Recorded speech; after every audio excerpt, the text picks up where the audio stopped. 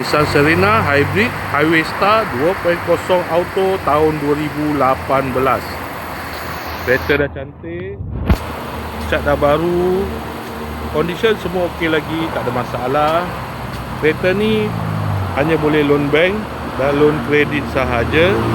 Kalau nak beli cash pun boleh. Kalau berminat boleh datang kedai, tengok-tengok kereta, boleh test drive. Kereta ni accident free, boleh jalan jauh, tak ada masalah. Kereta ni ada waranti 1 tahun. Jom kita tengok bahagian dalam. Kereta ni ada 2 power door. Dalam masih cantik lagi, 7 seater.